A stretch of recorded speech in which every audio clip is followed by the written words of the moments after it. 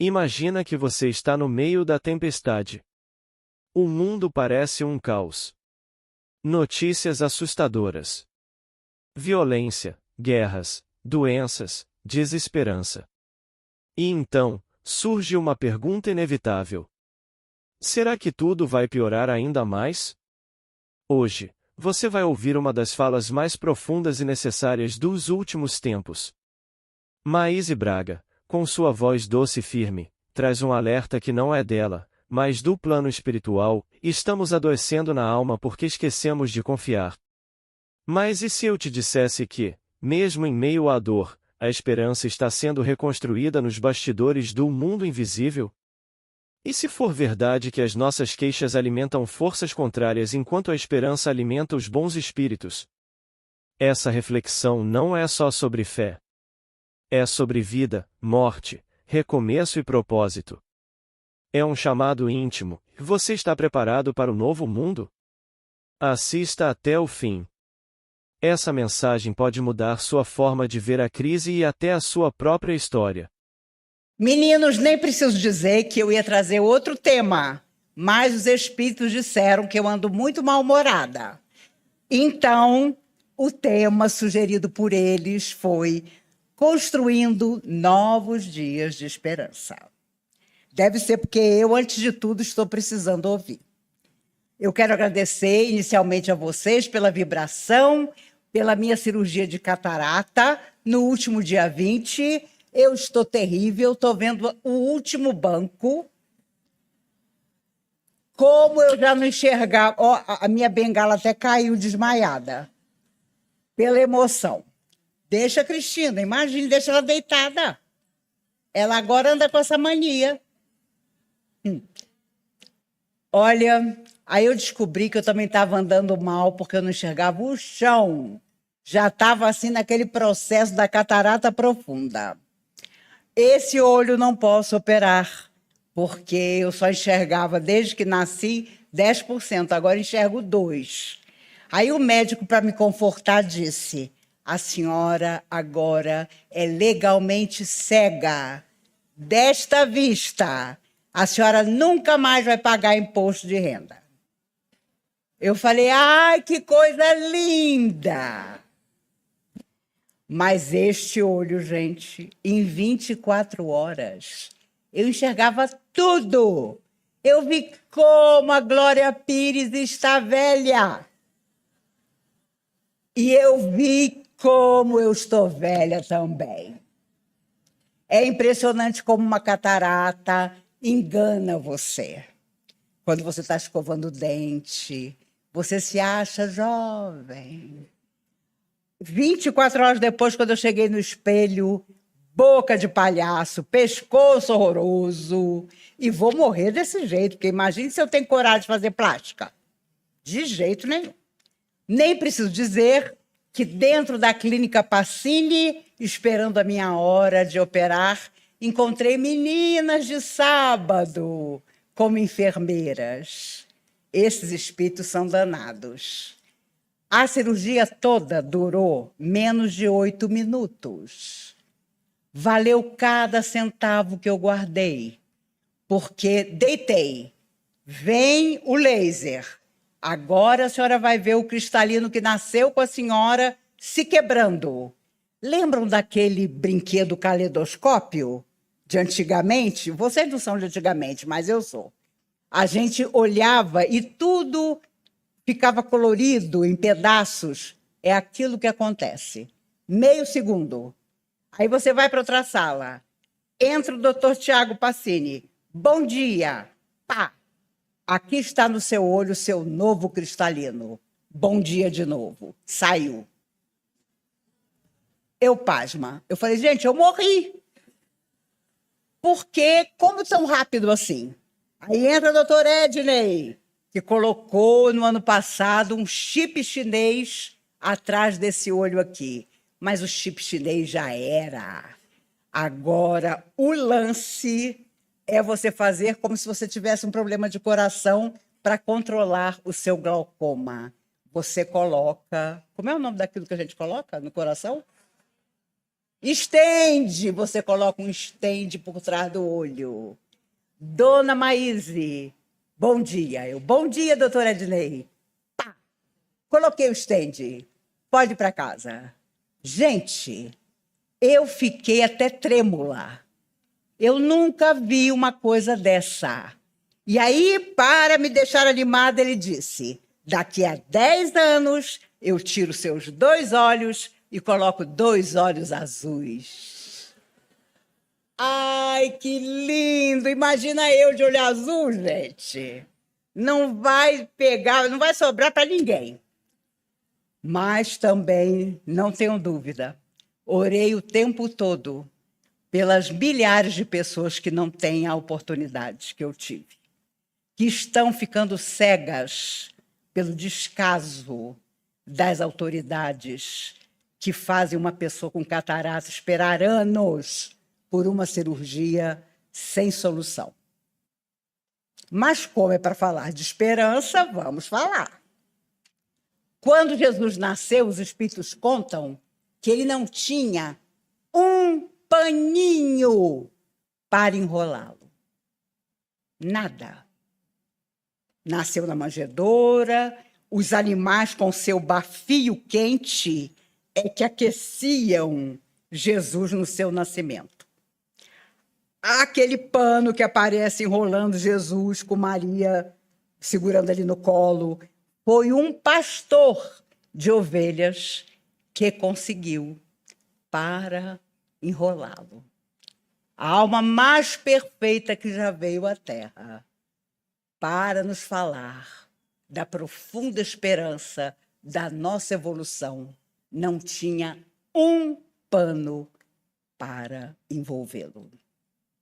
Isso dá o que pensar, porque nós fazemos tantas exigências para sermos felizes, e o Cristo chega sem nenhuma exigência, porque ele buscava o nosso coração. Mas ele era um bebê ainda, recém-nascido. Depois é que ele mostraria quem ele era. A harmonização dos discípulos foi tão difícil que os espíritos contam que, obviamente, eles eram pessoas rudes, que não tinham estudo de espécie alguma, eram muito diferentes entre si.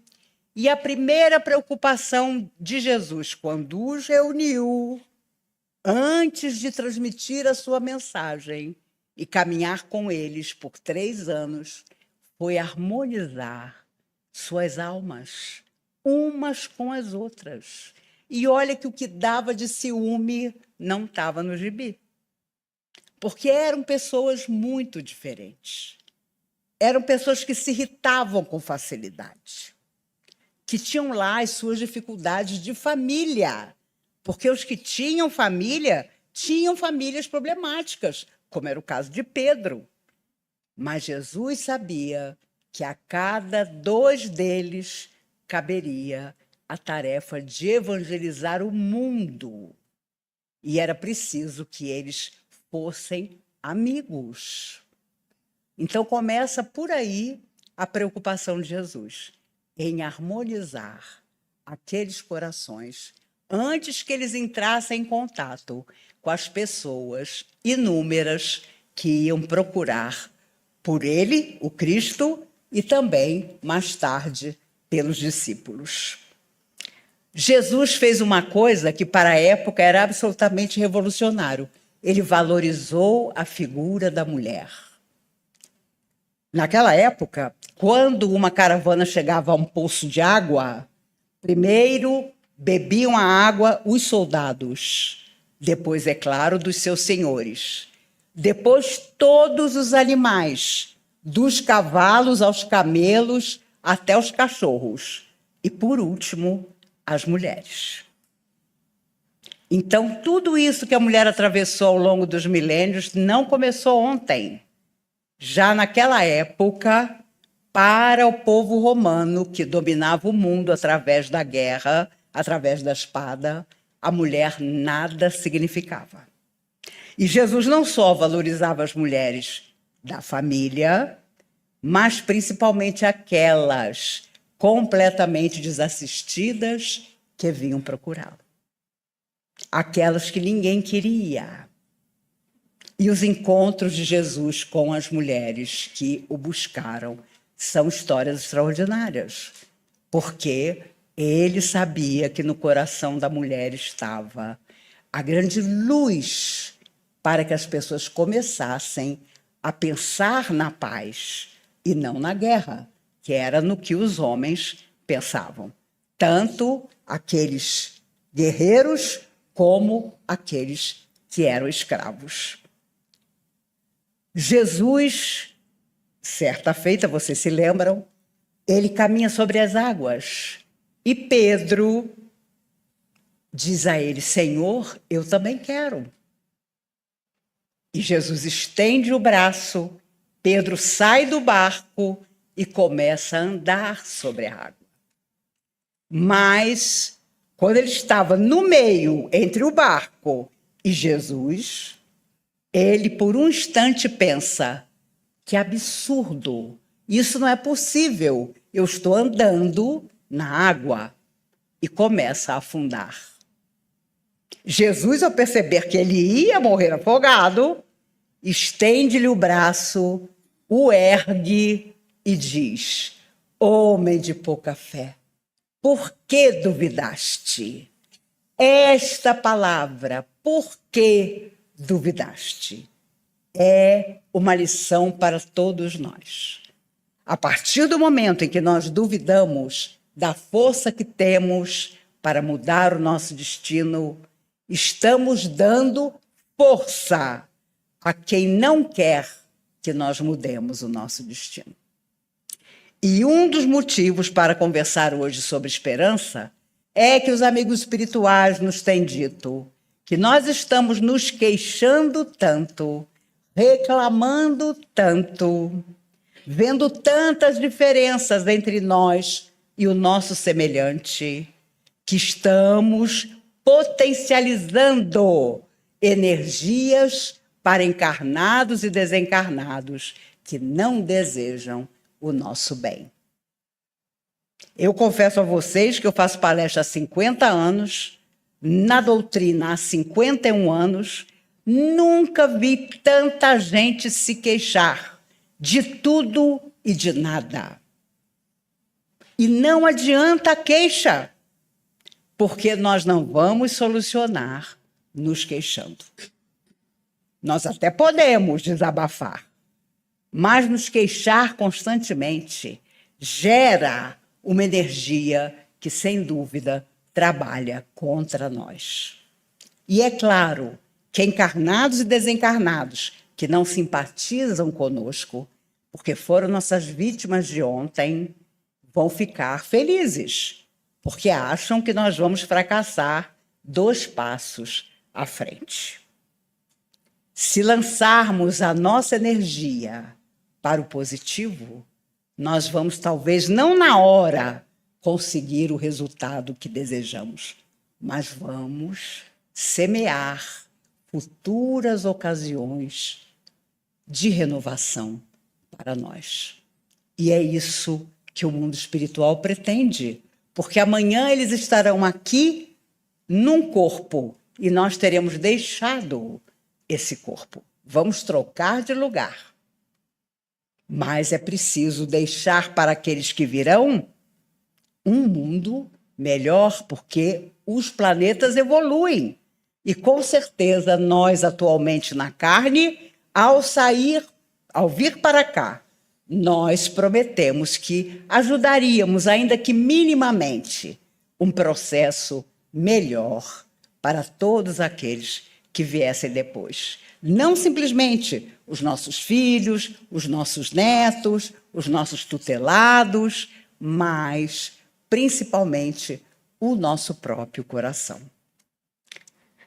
Aliás, os espíritos têm dito muito, né, nas mensagens psicografadas aí pelos médiuns, que, resumindo, só nos será perguntado o que fizemos de nós, quando nós retornarmos à verdadeira existência. E, é claro, Jesus, num certo momento, começou a preparar os espíritos dos discípulos para o que não ia dar certo, porque os discípulos achavam que Jesus ia ficar com eles para sempre. E Jesus sabia muito bem que não ia. Então, ficou uma frase famosa em que ele afirmou categórico: quando eu for erguido, atrairei todos a mim. Mas é claro que cada um deles pensou que aquele erguido não era a cruz. Jesus sabia que era. Que ele estaria entre dois ladrões e que os próprios discípulos apavorados fugiriam para se esconder. Só João, o mais jovem dos discípulos, ficou sustentando Maria, sustentando Madalena, ali à beira da cruz. Quando eu for erguido, atrairei todos a mim. E atraiu, porque desde então, embora inconformados, embora afastados dele, nossa alma o procura nas múltiplas vidas que já tivemos, incluindo essa atual existência. O nosso estágio de contribuição na Terra não importa quanto dure. Pode ser 30, 50, 80, 90 anos. Hoje, quando a pessoa... Eu não sei se é porque eu que estou envelhecendo, quando a pessoa morre assim com 88, eu digo, meu Deus, se apartou precocemente. Né? E quando eu era adolescente, eu dizia, meu Deus, 88 anos, viveu muito. Ontem morreu um ator que eu admiro, Alan Arkin. Morreu com 89 anos. Aí eu falei, não, 89, já estava na hora. Ele recebeu o Oscar por Pequena Miss Sunshine. Se você nunca viu esse filme, assista. É um filme maravilhoso. E o papel que ele faz, a interpretação dele, mais maravilhosa ainda. Ele mereceu o Oscar que ganhou. Mas as pessoas vão embora. Nós também teremos o nosso dia. E o Divaldo costumava dizer nas palestras que fazia, do dia e da hora, só o Senhor sabe. Nós podemos até ficar doentes, podemos ter graves dificuldades, mas às vezes ultrapassamos tudo. Não é a nossa hora de ir embora. E já por uma tolice, as pessoas desencarnam.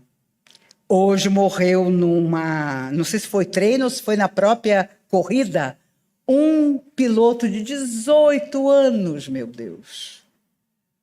E vocês sabem que muitos desses pilotos de Fórmula 1, Fórmula Indy, que não conseguem viver sem se arriscar, são os piratas de ontem. São as pessoas que não conseguem viver sem se colocar em risco. E só depois, no mundo espiritual, é que atravessam um processo de renovação. Viram ídolos, ganham bilhões, mas não deixam de lamentar, na volta ao mundo espiritual, a maneira como desencarnaram. Existem espíritos que saem do mundo espiritual para a Terra dos mais diversos jeitos. Existem os missionários, os tarefeiros, as almas com grandes resgates para fazer na Terra, os sofredores com reencarnação compulsória, são aqueles que não têm como escolher, porque lhes é dada a oportunidade de vir e os seus mentores dizem, olha, não tem outra saída, você vai ter que reencarnar. Porque os espíritos nos lembram, há coisas que nós só conseguimos resolver na Terra. Não adianta pensar no mundo espiritual. Então, os missionários conhecemos, são aqueles que vêm do espaço para trazer beleza, para trazer a mensagem da luz ao longo de todas as épocas da humanidade. Os tarefeiros, com um pouco de sorte, somos todos nós, que saímos de lá prometendo trabalhar para o bem de muita gente. Aqueles com grandes dívidas geralmente encontram grandes resgates. Então, são as pessoas que morrem em desastres, em acidentes, em que muita gente vai embora. E existem aqueles que, de uma forma diferenciada, também resgatam seus débitos, mas deixando uma mensagem positiva. Se eles transmitiram alguma coisa positiva na Terra, quando partem, as pessoas se lembram deles com saudade. E, é claro, os sofredores de reencarnação compulsória dão trabalho, porque, em geral, quando eles vêm para cá, a confusão acontece. Não perdoam seus antigos adversários, não são perdoados por eles. Em todas as ocasiões, ameaçam, planejam vinganças. E quantos crimes, aliás, todos, são planejados fora da matéria durante as horas de sono e nos chocam quando acontecem e aparecem na televisão. Isso é tão grave que hoje foi assassinada a 20ª mulher aqui em Brasília. A 20ª. É praticamente 2 por mês. Aí eu estava vendo na televisão, em Salvador, até agora, já morreram 38. Porque o homem ainda considera ter o direito de se sentir contrariado, vai lá e tira a vida da mulher. Só anteontem acabou na justiça brasileira a legítima defesa da honra. Você não pode mais matar a sua companheira e alegar legítima defesa da honra. Só anteontem. Então é por isso que os espíritos dizem que quando você reencarna como mulher, meu Deus do céu, você sabe que vai lutar com essas diferenças para que um dia todas nós sejamos respeitadas nas nossas escolhas. E homens, não fiquem tristes, na próxima vida vocês vêm como mulher. E aconselho vocês a virem, porque ainda vai demorar muito para as coisas melhorarem. Então vocês vão sentir na pele, né? Para dizer o mínimo, o que é ser mulher em todas as épocas da humanidade. Lembram-se que na época de Jesus eram as últimas a beber água? Hoje, ela não pode dizer, eu não quero mais estar com você, porque o companheiro não aceita. E, em geral, ela é a mãe dos filhos dele, e ele nem pensa nisso. Mas eu sei que falo para pessoas corretas e dignas da nossa plateia. E não quero desencorajar os muitos desencarnados que aqui estão, prontos para voltar, porque, com certeza, tornarão o planeta muito melhor. A autoeducação, o discernimento, a escolha dos pais que vamos ter, se for possível, porque nem todo mundo tem esse merecimento de escolher, não. E as nossas tendências a serem domadas são as grandes lutas que trazemos do espaço no dia em que viemos para cá. Os convites do que é bom e do que não é, nós sempre teremos. Felizes de nós, se a nossa vida for tão tranquila, for tão sem dificuldades, e acredito que nenhum de nós deixa de passar por dificuldades, para que consigamos ter uma vida serena, em que a nossa mente e o nosso coração possam estar adequados àquilo que nós pretendemos, que é simplesmente a felicidade. Irmã Dulce, quando muito jovem, seu pai tinha um grande amigo e o sonho dos dois era casar Dulce com o filho do amigo do pai dela. Trocavam mensagens, tudo organizado. Mas o pai de Dulce respeitava a sua opinião. E quando participou a ela que o seu casamento já estava resolvido, ela disse, meu pai, não, porque eu quero tomar a vida religiosa, eu quero me dedicar ao bem. e só na vida religiosa vou fazer isso. E o pai dela, imagine o que esse homem não pensou, numa época em que os pais decidiam pelas filhas. Escreveu longa carta a seu amigo dizendo: quanto à minha filha Dulce, te rogo perdão, mas ela não vai se casar com seu filho, porque a escolha dela está feita. E com meio pulmão, irmã Dulce torna-se a primeira santa do Brasil, porque a sua missão era simplesmente amar. Eu já comentei com vocês que, para ganhar dinheiro, o convento onde ela trabalhava, onde ela vivia, tinha um galinheiro enorme e propôs a um produtor para deixar as galinhas dele hospedadas ali. E passaram-se umas semanas, irmã Dulce tirava os pobres da rua e colocava dentro do convento. E aí chegou uma hora que não tinha mais comida. Ela olhou para as galinhas do homem e quando ele apareceu 3 semanas depois, querendo as galinhas, ela, sorridente e ainda tão jovem, disse: as suas galinhas cumpriram a missão na terra. Estão na barriga dos nossos humildes. Não tinha sobrado uma. Ela deu cabo de todas elas para alimentar as pessoas que as irmãs traziam da rua para dentro do convento.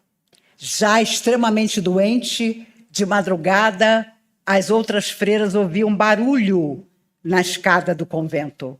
Quando dava uma incerta, era ela, de balde e pano, passando nos degraus da escada, sabão. Mas, irmã, pelo amor de Deus, a senhora acabou de sair de uma pneumonia. Ah, mas se eu não fizer alguma coisa, eu não aguento. Você, mulher da plateia, consegue se imaginar de madrugada lavando os degraus de uma escadaria? Se você consegue, feliz de você. Eu já estou treinando para o dia que eu tiver um neto, dizer a ele: pega para a vovó aquele brinco que caiu ali no chão. Veja como é diferente a missionária, irmã Dulce, da Maíse, conveniente. E quanto mais consciência nós tivermos disso, melhor vai ficar, para a gente não bancar a boba e ficar se achando muita coisa. A opção do Chico não durou um dia, porque Emmanuel lhe aparece e diz: eu tenho uma tarefa para o senhor, mas vou lhe dar uma semana para fazer a sua escolha. De um lado, uma família. O senhor se casa, tem filhos, talvez. Do outro lado, os livros que queremos psicografar através do senhor. Lhe dou uma semana para pensar. Naquela noite, havia um evangelho na casa da irmã do Chico, que tinha passado por uma grande obsessão e agora, renovada, fazia questão do evangelho no lar. Ela era vidente e quando ela pede para o Chico fazer uma prece, o teto da casa dela se abre e cai um monte de livro em cima dele. E aí ela disse: Chico, aconteceu alguma coisa com você hoje? E o Chico, sem querer contar, disse: não. Por quê? Porque o teto da sala se abriu e caiu um monte de livro em cima de você. Ele não tinha livre-arbítrio. Pode ter certeza. Ali ele viu que a escolha que Emmanuel lhe havia dado, a opção de uma semana, na verdade, era um engano. A tarefa já estava escolhida. E mais tarde, os espíritos contaram a ele a preparação de sua mãe, Maria João de Deus, antes de vir à Terra, para ser a mãe dele, que tinha essa tarefa impressionante. Amigos, Jesus, em muitas ocasiões, nos transmitiu lições incríveis. Hoje nós fazemos tanta crítica aos outros. E Jesus, em determinado momento, nos disse: com a mesma medida que medirdes o outro, vos medirão a vós. Mas a gente adora criticar. A gente adora apontar as deficiências alheias, esquecidos de que nos apontam também. Quando o moço rico procura, ele diz: vai, vende todos os teus bens, toma a tua cruz e me segue. Mas, vocês se lembram, o moço rico tinha muitos bens e achou muito difícil deixar tudo para seguir Jesus. Jesus olhou tristemente para ele e 2 semanas depois, defendendo as cores e o brasão da sua família, ele morre na arena numa batalha sangrenta contra um adversário infeliz como ele.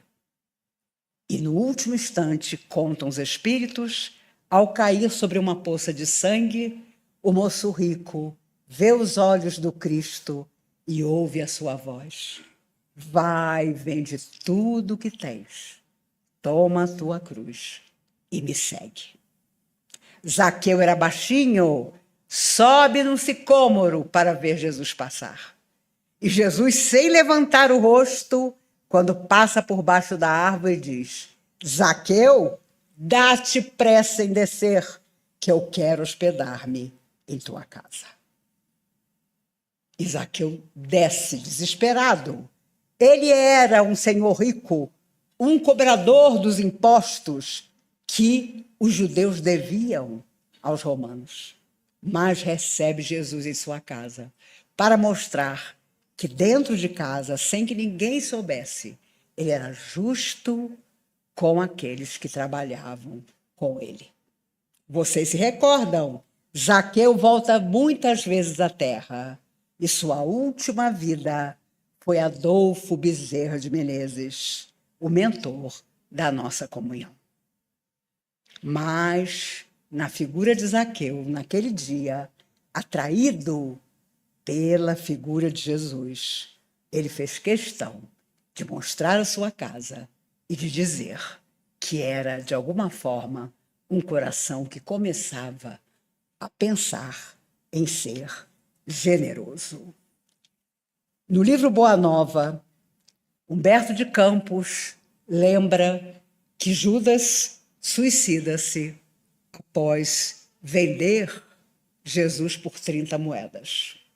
Mas, lançando as moedas no chão e recusando-se a ficar com elas, foge da vida física e, claro, vai parar numa região de grande sofrimento. Maria vai morar com João na casa do caminho e morre 13 anos depois da crucificação de Jesus. E conta Humberto de Campos, através do Chico, que certo dia ela vê Jesus à sua frente. Ele coloca a mão sobre o seu ombro e diz: minha mãe, eu vim te buscar para seres no céu a rainha que já és na terra. Mas ela pediu 2 coisas antes de deixar o planeta. Ela pediu para passar pelos lugares queridos que lhe lembravam o nascimento e a infância de Jesus. E depois, para passar pelo Calvário, onde ela tinha visto o seu filho de 33 anos morrer crucificado. E, por último, ela vai aos abismos para procurar Judas Iscariotes e propor a ele uma nova vida, o recomeço para uma alma tão violentamente equivocada das intenções reais de Jesus. E vocês também sabem, porque os espíritos nos lembram, que a última vida do espírito que foi Judas foi na figura de Joana d'Arc, a santa da igreja, que, vendo desde criança os chamados mortos, é conduzida à fogueira por ser considerada bruxa. E ficou famosa a frase em que um dos cardeais que a acusavam pergunta: quando São Miguel lhe aparece, ele aparece nu? Ele aparece sem roupa alguma? E ela, menina do campo, sem nenhuma instrução, responde: creis então que Deus não teria como cobri-lo? Que Deus não teria como dar-lhe uma vestimenta? Mas ela vai para a fogueira e conta aos amigos espirituais que na hora que o fogo começou a tomar conta das suas vestes, uma onda de luzes maravilhosas, de água, caía, enquanto todos viam o seu corpo ser queimado. Ela nada sentiu. Nós temos um amigo da época de mocidade, e quando nós lembrávamos dos primeiros cristãos, ele sempre dizia: gente, se tivessem me dito que quando o leão avançava na gente, eles tiravam a gente do corpo, eu teria morrido. O problema é que ninguém me avisou. E é claro, posso afiançar que nenhum de nós aqui encarnado morreu nas arenas comido por leão.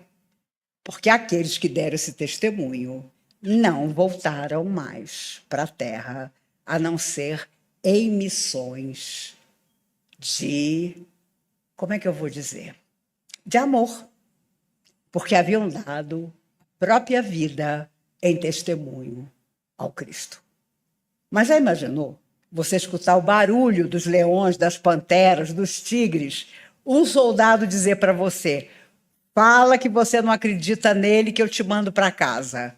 Qual seria a sua escolha? Se hoje, ali está o nosso amigo em pé, de óculos, bateu agora no negócio do bombeiro. Se entrassem os leões aqui e ele organizasse, quem quer morrer pelo espiritismo? Quem de nós morreria? Tenho certeza que todos nós. Ia ser fácil, né? Os espíritos iam aparecer, iam estender a mão para a gente, né? Excetuando eu, que eu ia dizer para a Cristina: eu vou ali fora e já volto.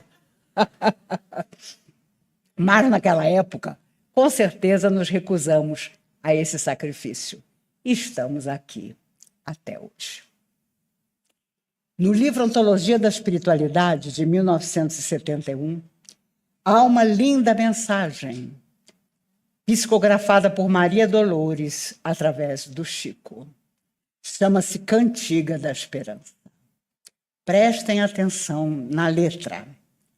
Alma querida, por mais que o mundo te atormente, a fé simples e boa, por mais te lance gelo na alma crente, na sombra que atraiçoa, alma sincera, escuta.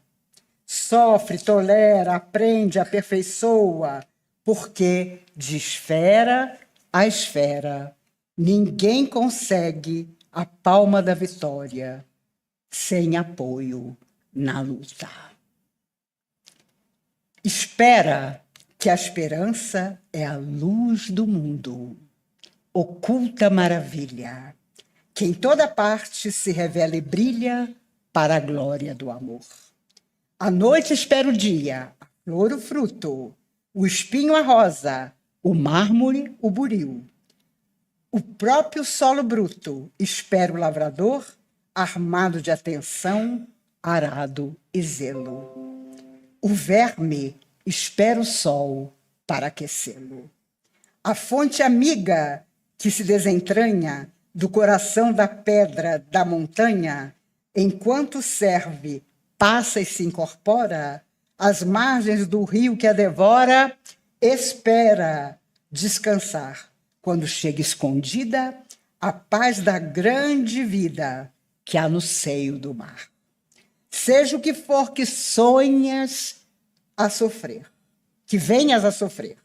Abraça o lema regenerador do perdão por dever. Leva pacientemente o fardo que te leva, entre o rugir do vento e o praguejar da treva. Abençoa em caminho os açoites da angústia em torvo redemoinho, onde não possas, coração, entretecer a alegria de louvar, cala-te em oração e segue sem parar, amando, restaurando, redimindo. Edificando em suma, não te revoltes contra coisa alguma. Lembra que falamos da queixa? Ao vir a tarde mansa, na doce quietação crepuscular, verás como foi alta, doce e linda, a aventura de esperar. E enquanto a noite avança para dar-te as visões de uma alvorada nova, nas asas da esperança, bendirás a amargura, a dor e a prova, agradecendo à terra a bênção de entendê-las. Subirás para o ninho de luz nas estâncias da paz, que te aguarda tecendo as constelações de estrelas.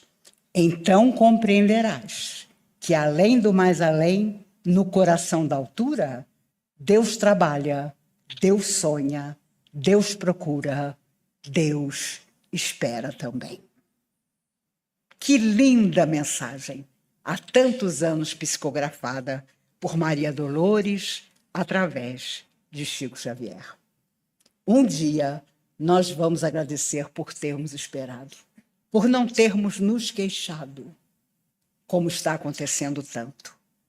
E que esperança para nós seja sempre a alegria de saber que os melhores tempos da nossa vida ainda virão.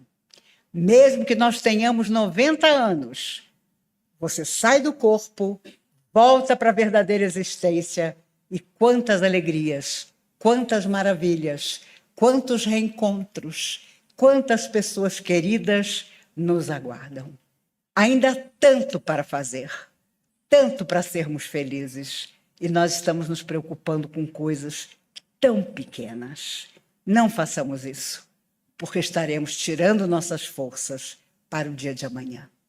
E não acreditemos nas pessoas que são arautos do pessimismo. Depois da pandemia vem coisa muito pior. Não vem, não. O que virá é a renovação das nossas vidas. Foram 3 anos em que o mundo inteiro poderia ser mais solidário, e não foi. Mas há muita gente fazendo todo o bem que pode realizar. Não sei se vocês viram ontem na televisão 2 moças casadas, uma com a outra, que adotaram um recém-nascido, um menino lindo com síndrome de Down, que hoje tem 4 anos. E é uma fofura. Sabe lá o que é você amar tanto que você não tem um filho com uma deficiência, você traz ele para amar, para junto de você. Existem pessoas assim. E são muitas.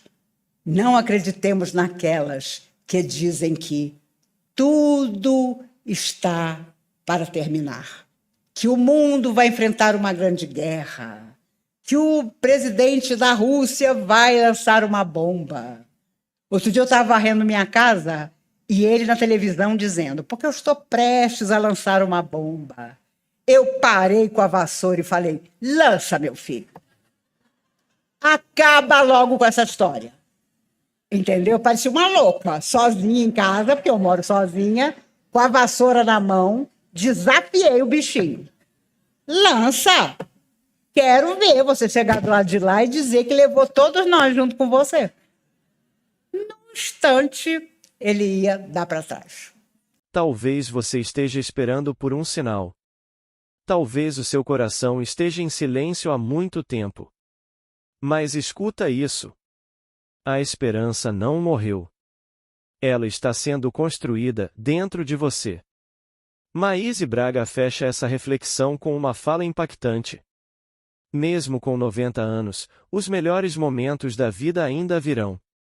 Por isso, não importa a idade, o peso das perdas, o medo do futuro. Você ainda pode recomeçar. O que Deus espera de você não é perfeição. É a atitude. Fé. Caridade. Amor. Esperança. E se você ainda se pergunta se o mundo vai piorar, lembre-se que o mundo melhora à medida que a gente melhora.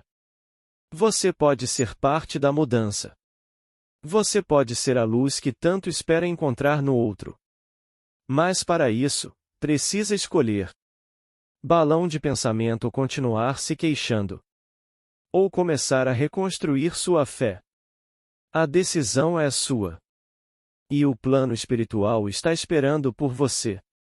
Com os braços abertos. Compartilhe essa mensagem com alguém que esteja precisando de luz. Comente aqui embaixo o que ficou no seu coração. E se essa reflexão falou com você, se inscreva e siga com a gente nessa jornada de despertar.